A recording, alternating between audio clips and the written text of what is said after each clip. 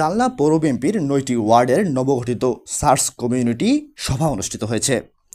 বিস্তারিত জানাচ্ছিলেন Mohammad Shamim Hossain, staff reporter, Khulna থেকে।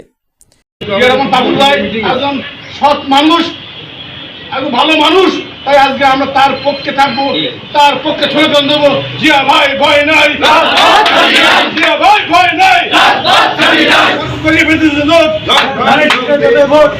খুলনার চালনা পৌর বিএনপির ৯টি ওয়ার্ডের নবগঠিত সার্চ কমিটির সকল সদস্যদের উপস্থিতিতে বহিষ্কৃত নেতা মুজাফফরের বিরুদ্ধে প্রতিবাদ সভা অনুষ্ঠিত হয়। সভায় প্রধান অতিথি হিসেবে বক্তব্য রাখেন খুলনা জেলা বিএনপির সদস্য শাকিল আহমেদ দিলু। সভাপতিত্ব করেন চালনা পৌর বিএনপির সাবেক সদস্য সচিব আলামিন সানা।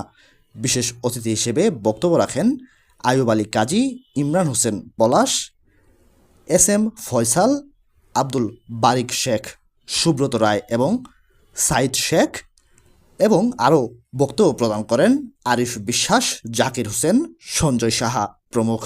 উক্ত সার্চ কমিটি সভায় আরও উপস্থিত ছিলেন অঙ্গ সংগঠনের সভাপতি ও সাধারণ সম্পাদক সহ সকল নেতৃবৃন্দগণ।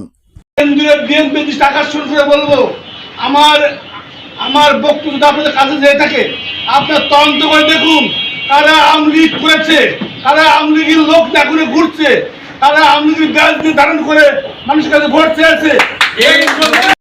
9/2023 সালে আমি এবং মুজাফফর স্বাক্ষরিত কমিটিতে সবাই সদস্য ছিলেন। তৎকালীন সময় তাদেরকে কমিটিতে আমাইছিল অনেক মানে হার্ডলি নেতা সাহস ছিল না আমি কমিটিতে থাকবো। তারপরও আপনারা সাহসী ভূমিকা রেখে এই কমিটিতে আসছেন।